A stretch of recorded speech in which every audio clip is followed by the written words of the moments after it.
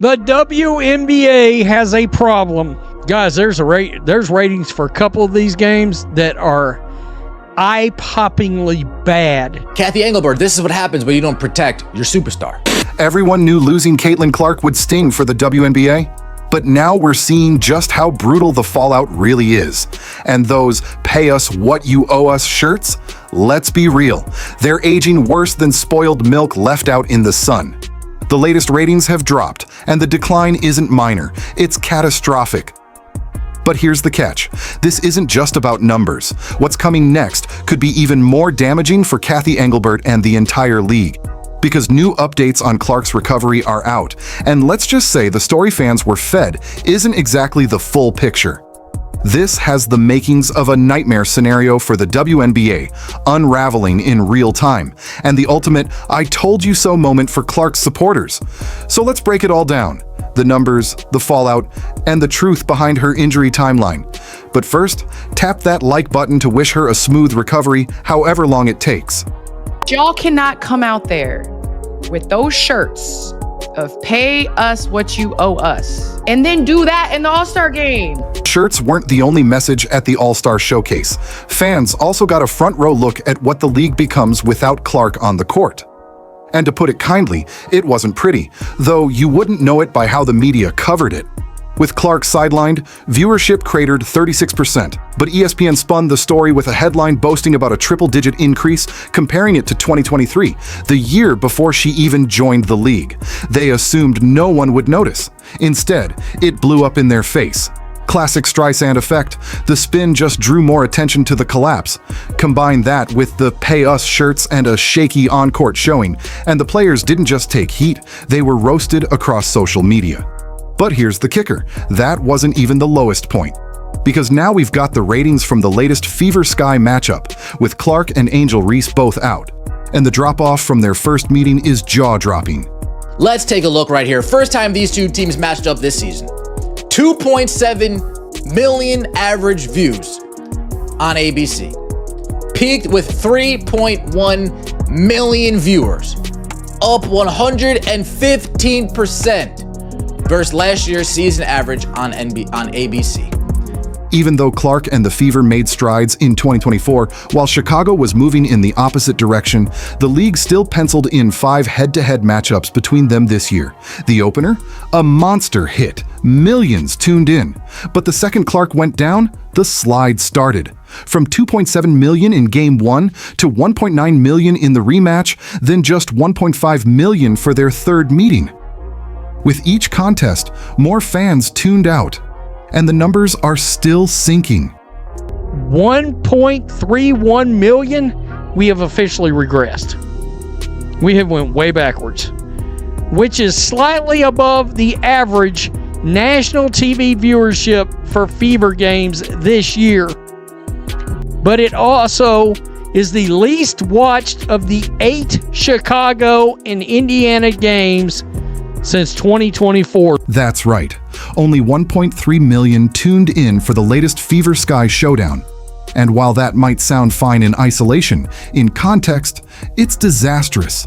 That's 1.4 million fewer viewers than their opener, a plunge of more than 50%. To compare, the Fever's preseason game against Brazil's national team also pulled in 1.3 million, in a meaningless exhibition. And the real punchline? These Fever Sky battles weren't supposed to be ordinary. They were designed to be the WNBA's marquee matchups. The must-watch events casual fans would circle on their calendars. The WNBA has a problem.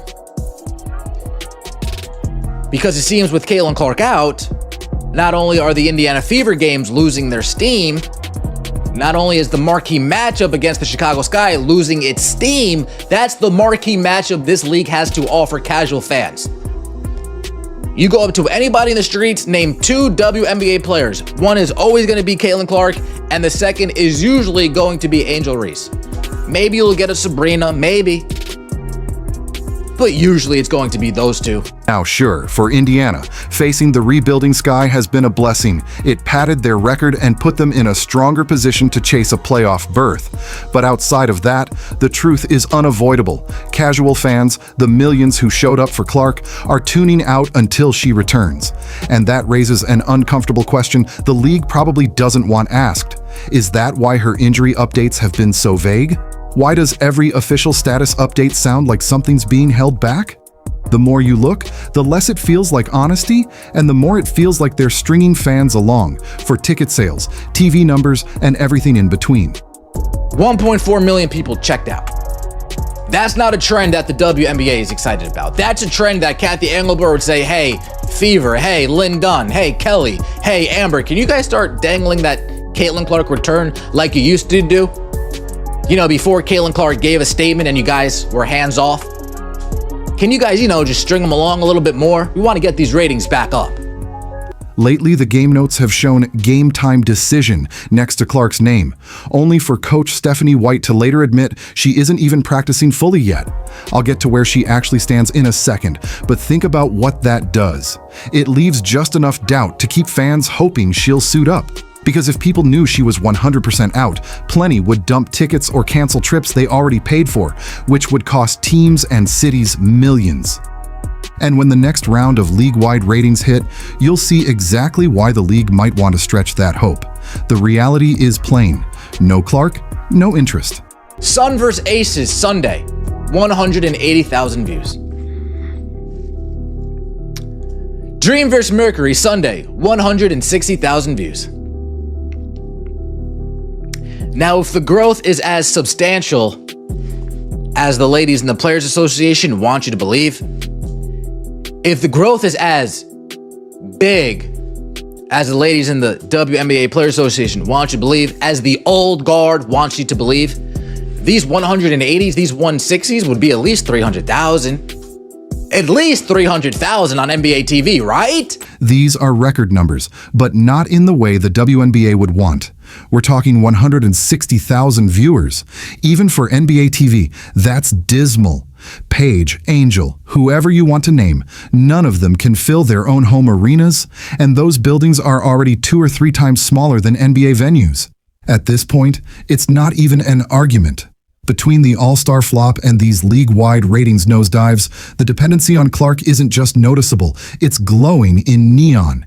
And that's exactly why her fans, casual sports fans and analysts alike, are unloading on the league, with Commissioner Kathy Engelbert eating most of the criticism.